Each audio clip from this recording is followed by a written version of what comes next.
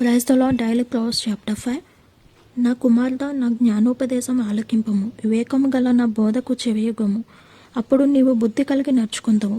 తెలివిని బట్టి నీ పెదవులు మాట్లాడును. జలశ్రీ పెదవుల నుండి తేనె కారును. దాని నోటి మాటలు నూనె కంటే నునుపైనవి. దానివల్ల కలుగు ఫలము ముసిని పండంత చేదు. అది రెండంచులు గల కత్తి అంత పదును గలది. దాని నడతలు మరణమునకు దిగుటకు దారి తీయను. దాని అడుగులు పాతాళమునకు చక్కగా చేరును. అవి జీవమార్గమును ఏమాత్రమును విచారింపవద్దు. దానికి తెలియకుండానే దాని పాదములు ఇటు అటు తిరుగును. కుమారులారా, నా మాట ఆలకింపుడి. నేను చెప్పు ఉపదేశము నుండి తొలగకుడి. జరస్త్రీయుండు ఛాయకు పోక నీ మార్గము దానికి దూరంగా చేసుకునము. దాని ఇంట వాకిట దగ్గరకు వెళ్ళకము. వెళ్ళిన ఎడల పరులకు నీ యవన బలమును, క్రూరులకు నీ జీవితకాలమును ఇచ్చివేతవు. నీ ఆస్తి వలన పరులు తృప్తి పొందుదురు. నీ కష్టార్జితము అన్యులు ఇల్లు చేరును.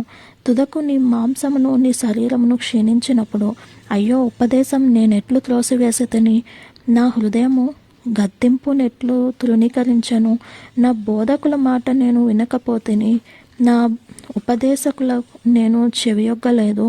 నేను సమాజ సంఘముల మధ్య నుండి నన్ను ప్రతి విధమైన ద్రౌష్టమునకు లోబడుట కొంచెమే ఎడమాయను అని నీవు చెప్పుకొనుచు మూలుగుచూ నుందువు. నీ సొంత కుండలోని నీళ్లు పానం చేయము. నీ సొంత బావిలో ఒబకు జలం త్రాగము.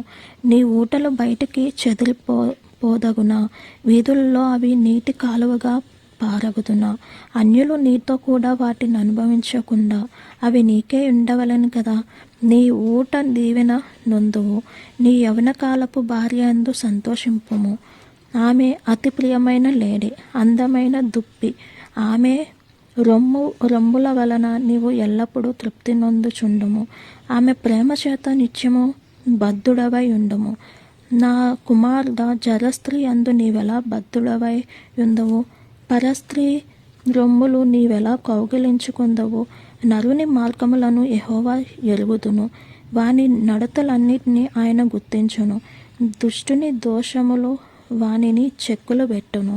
వాడు తన పాపపాసనము వలన బద్ధింపబడును. శిక్ష లేకయే అట్టివాడు నాశనమగును. అతి మూర్ఖుడై వాడు త్రోవ తప్పిపోవును. ఆమెన్.